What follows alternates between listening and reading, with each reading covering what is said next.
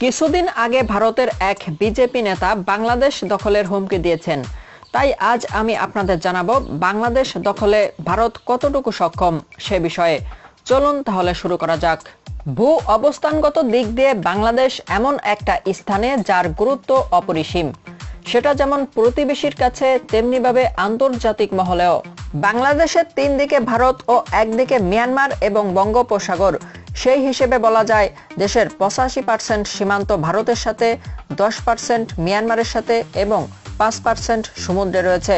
আর সামরিক শক্তির দিক দিয়েও এই দুই দেশ আমাদের থেকে এগিয়ে, যদিও বা এই দুই দেশের সাথেই সীমান্ত যুদ্ধ বা সীমান্ত সংঘর্ষে আমাদের জয়লাভের ইতিহাসটা খুব একটা পুরনো না। তবুও বর্তমান পরিস্থিতিতেই সবকিছু বিচার করতে হবে, যেহেতু জাতিগতভাবে আমরা আগ্রাসী না এবং ইতিহাস ঘাটলেও দেখা যায় যে আমরা কখনোই কাউকে আগে আক্রমণ করি নাই।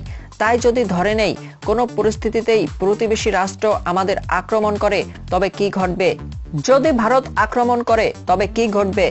যদিও বা আমি ব্যক্তিগতভাবে মনে করি ভারতের আক্রমণের সম্ভাবনা 1% বা তারও কম, কারণ শুধুমাত্র পশ্চিমবঙ্গ এবং ত্রিপুরা অর্থাৎ বাংলাদেশের পাশে অবস্থান করা ভারতীয় রাজ্যগুলো ছাড়া আর কোনো রাজ্যের কাউকে আমি বাংলাদেশ তাদের শত্রু বা তাদের জন্য হুমকি এটা ভাবতে দেখিনি বা শুনিনি।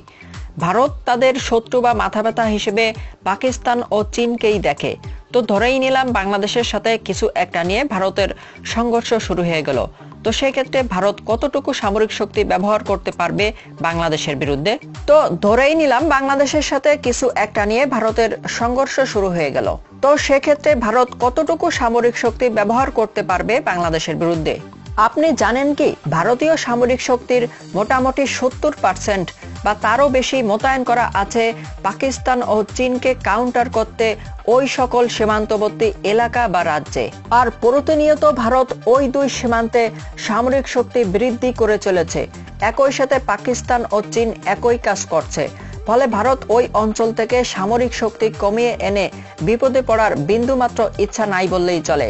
কেননা স্বাভাবিক পরিস্থিতিতেই যখন ওই সীমান্তগুলো উত্তেজিত থাকে তখন ভারত অন্য দেশের সাথে যুদ্ধে জড়ালে এবং সামরিক শক্তি ওই এলাকা থেকে হ্রাস করলে পাক চীন যে আক্রমণ করবে না সেই গ্যারান্টি স্বয়ং চীন পাকিস্তানও দিবে না।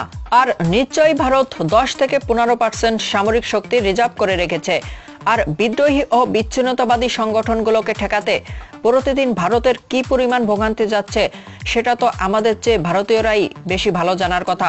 অর্থাৎ কোনো ইমার্জেন্সি ঘটলেও ভারত তার সামরিক শক্তির সর্বোচ্চ 20 থেকে 25%-এর বেশি বাংলাদেশের বিপক্ষে ব্যবহার করতে পারবে না।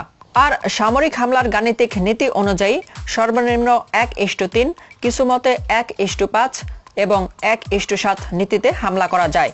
অর্থাৎ শত্রুর সংখ্যা যদি হয় 1, তবে আপনাকে মিনিমাম 3 জন দিয়ে হামলা করতে হবে যদি জিততে চায় হামলাকারী। অর্থাৎ বাংলাদেশকে পরাজিত করতে চাইলে ভারতকে নিম্নে 15 লক্ষ সৈন্য নিয়ে আক্রমণ করতে হবে। অপরদিকে বাংলাদেশ তার সামরিক শক্তির সর্বোচ্চ 80 থেকে 85% অবধি ভারতের বিপক্ষে ব্যবহারে সম্পূর্ণ সক্ষম, কারণ তখন শত্রু বলতে কেবল ভারতই।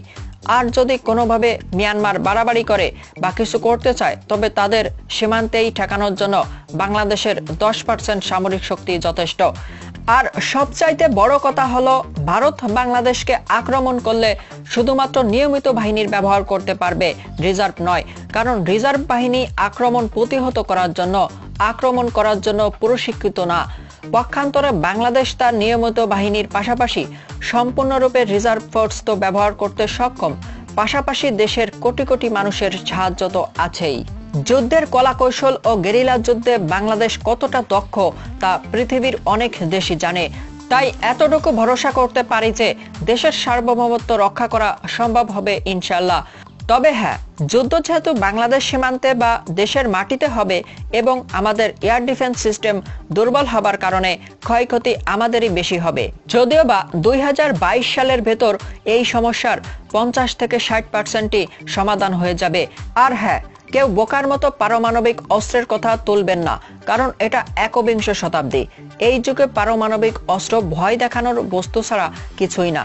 যদি পারমাণবিক অস্ত্র ব্যবহার এতটাই সহজ হতো তবে অনেক আগেই উত্তর কোরিয়া, দক্ষিণ Korea, Vietnam, Iran, Syria, Venezuela, Ukraine বা আর্জেন্টিনার মাথায় পারমাণবিক বোমা পড়ে যেত। তাই বাংলাদেশ দখল করার মতো দুঃস্বপ্ন ভারত দেখবে না বলে আমি মনে করি। নিউজটি ভালো লাগলে আমাদের চ্যানেলটি সাবস্ক্রাইব করতে ভুলবেন না।